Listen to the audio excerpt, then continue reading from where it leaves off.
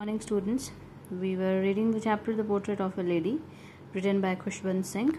We have read that how Khushwant Singh has portrayed his grandmother in the chapter. It is an autobiography, and in this chapter he has told us about his grandmother, how his grandmother looked like, and he has mentioned some of the details that his grandmother has always been old for him, because he had seen him like that for almost 20 years, and he was not able to believe that his grandmother could be a little girl or could be a little kid like him, and he could also used to play some of the games. It was all absurd for him. It was unbelievable for him.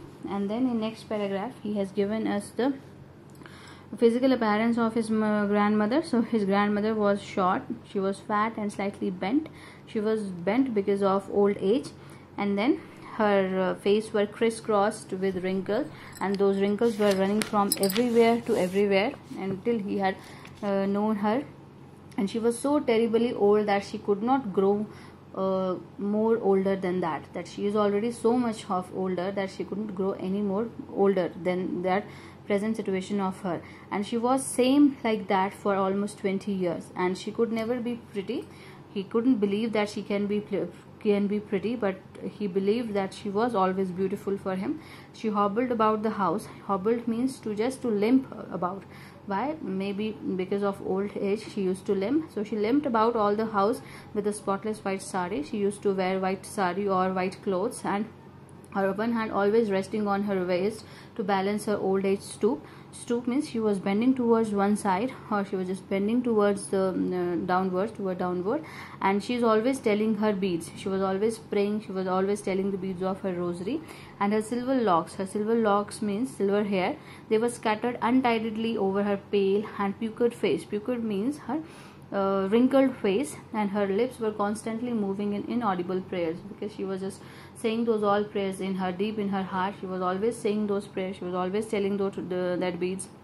And then she was like, but for him she was beautiful. And he compared, here Khushwant Singh has compared her grandmother with the winter landscape in the mountain. Why winter landscape? Because she used to wear those white clothes every time, and whenever he looked at her he found peace in her, and she was so calm. That's why he has compared her with landscape in the mountains and expanse of pure white serenity. And he has compared her again with the expanse hota hai uninterrupted landscape.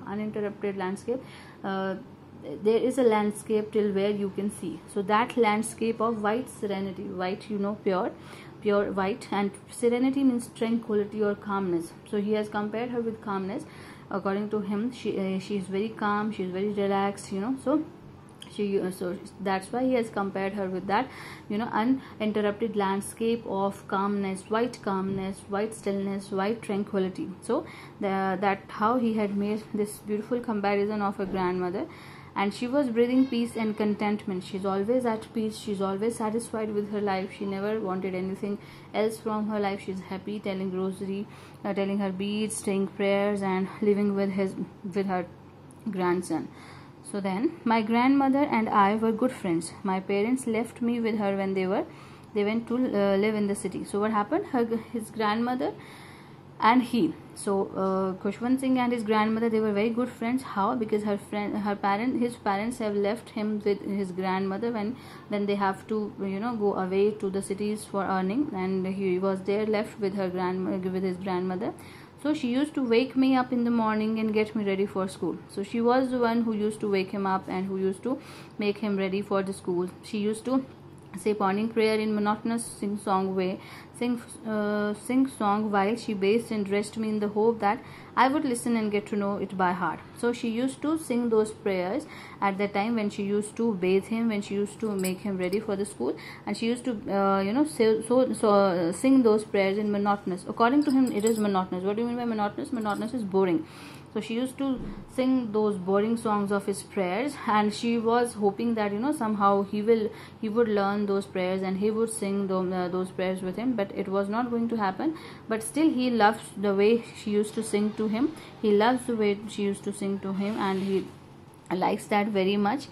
And then what she used to do for him? Then she would fetch my wooden slate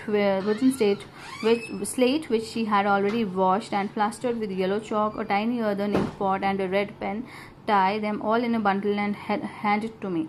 Then what she used to do, she used to fetch a wooden slate. She has already washed it, she has already plastered it with yellow chalk, and then ink pot is there for him, a red pen is there for him, and she used to tie them all in a bundle and she used to hand it over to him, and they both were going together to a school. After a breakfast of a thick stale chapati with a little butter and sugar spread on it, we went to school. So after having their breakfast of that stale chapati with butter and sugar, they went to school hand in hand, and she carried several other stale chapatis for the stray dogs there in her village, dogs for her stray dogs. She used to carry them for those stray dogs. And so this line also shows that she is very humble, she is very ideal woman, she is very much down to earth. She used to take care of everybody around her. And then my grandmother always went to school with me because the school was attached to the temple.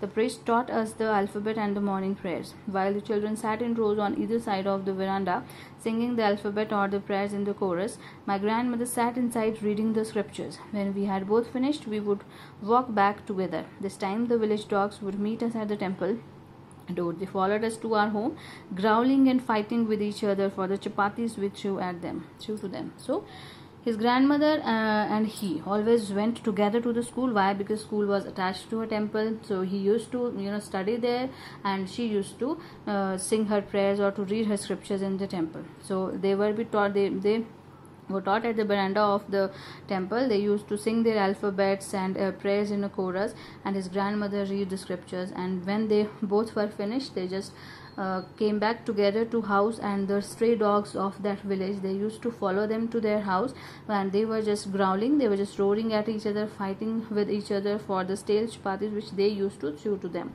So that was their total routine, whole day's routine. They used to live together all the time, be it at school, be it in house. So they were together. We can say that they were inseparable at that time. They used to follow each other everywhere. And then when my parents were comfortably settled in the city, they sent for us. That was a turning point in our friendship. Although we shared the same room, my grandmother no longer came to school with me. I used to go to an English school in a motor bus. There was no dogs in the streets, and she took to feeding sparrows in courtyard of our city. So till here it was all good. They were all together, they were inseparable. What happens? That turning point came into their friendship when his parents were comfortably settled in the cities. They sent for them, they called both of them. Although they were together, but still they are not together. They used to share one room, but now his grandmother wouldn't go with him to his school, would not fetch him to the school, would not come back with him school, and there were no stray dogs to feed upon. So what his grandmother used to do, she started to feed those sparrows in the courtyard of the city house. So there was a courtyard, the outlet of the, it's called lawn type here in front of the house. So she used to feed those sparrows. And now the education he is getting, it was also very different from that of the village life. Now he just went to English school, and now she could not help him any longer in his studies. She could not prepare him for his school. She could not bathe him, or there was no use of slate and ink pot now. So he's going to an English school. So some of the difference came into their friendship, but still the friendship was there, and they were sharing the same room again. Then as the years rolled by, we saw less of each other. For some time she continued to wake me up and get me ready for school. When I came back, she would ask me what the teacher had taught me. I would tell her English words and little things of Western science and learning, the law of gravity, Archimedes' principle, the world being round, etc. This made her unhappy.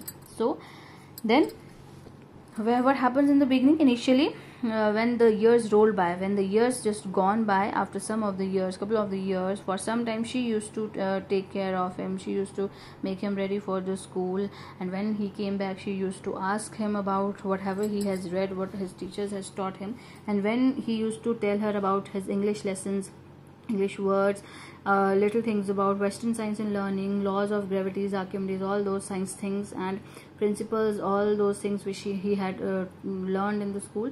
So she was very unhappy, because that's, according to her, that's not the way of the education which should be taught to her children. So she was not happy with the schooling he is getting there in the big city, but she couldn't do anything. She was just, you know, taking care of him, and that's all. So read this chapter till here, and we will read the left chapter again tomorrow.